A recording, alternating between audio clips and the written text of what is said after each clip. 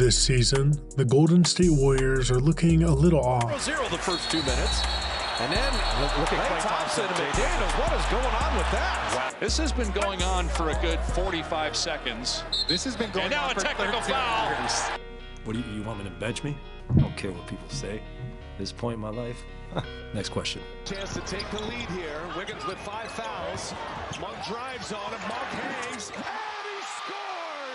Despite holding a winning record on the road this season, the Golden State Warriors haven't lived up to their regular expectations of being a strong contender. For most of the last decade, the Golden State Warriors have consistently played at a championship level. But today, their homegrown core 3 in Stephen Curry, Klay Thompson, and Draymond Green are getting older and aren't producing at the historic levels of the past, currently positioned in the 10th place in the Western Conference with an 8-10 record.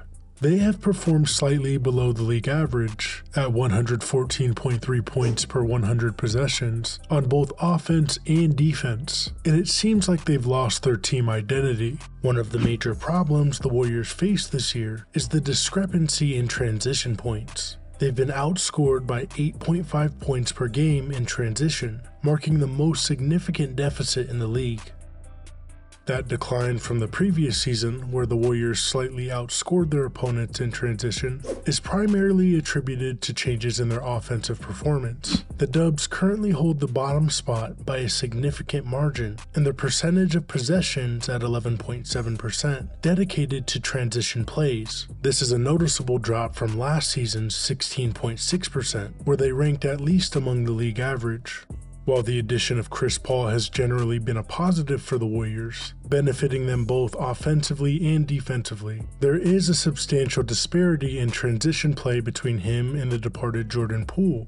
In the previous season, Poole led the team in total transition points, averaging 4.6 per game and 5.6 per 36 minutes. This season, Paul has only averaged 0.5 transition points per game and 0.6 per 36 minutes. Despite Chris Paul's role as a distributor rather than a scorer, the absence of Poole's transition offense has affected other key players. Stephen Curry, Klay Thompson, and Andrew Wiggins have all experienced significant drops in transition points per 36 minutes. Curry has maintained his high-level half-court efficiency, but Thompson and Wiggins have recorded their lowest effective field goal percentages in the last decade.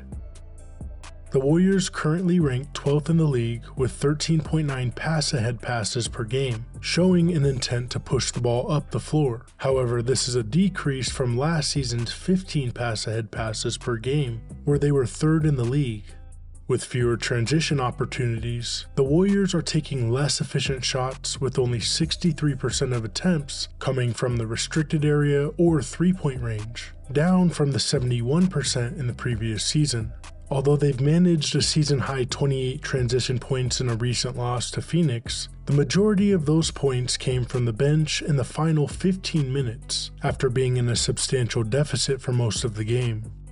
While it's still early in the season and the Warriors are formidable in the half-court, the absence of more transition plays could pose challenges. Improved defense could lead to increased early offense, and Draymond Green's suspension hurt them for a few games. And it's no secret that Andrew Wiggins has yet to showcase his usual form this season. The version of Wiggins that contributed to the Warriors' 22 championship has made only a single appearance this season, scoring 31 points in a game against Oklahoma City, which unfortunately still ended in a loss. The Warriors' wing players have been subpar this season, especially when considering Klay Thompson's struggles. And while Klay is showing no decline in confidence, even with the drop in efficiency, Wiggins appears uneasy on the court. His scoring has declined to 11.8 points per game, with shooting percentages of 42% from the field, 26% from beyond the arc, and 56% from the free throw line. His defensive contributions have also taken a step back, currently averaging less than half a steal and block per game, deviating from the elite wing defense he has demonstrated in the past. With both Wiggins and Thompson playing at this level, it seems improbable for the Warriors to reclaim their status as title contenders. Could the Warriors move on from one of their core pieces before the trade deadline?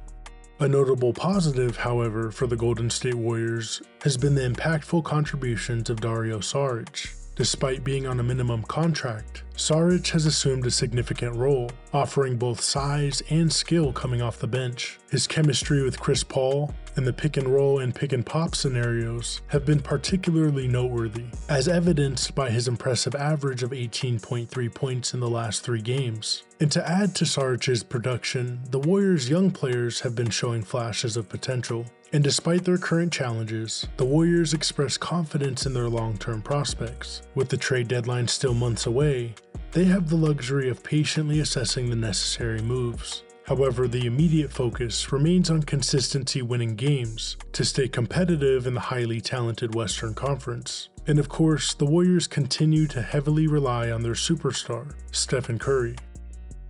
In 15 games, Stephen Curry is averaging 29.7 points per game on nearly 50-40-90 shooting.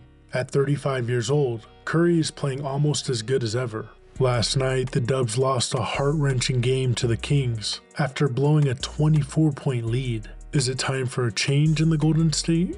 What do you think the Warriors need to change to get back to their championship identity? Do you think the Warriors will trade one of their core pieces this year? And can they still be serious contenders for an NBA championship? Let us know in the comments, and please subscribe. Thanks for watching Basketball Pantheon.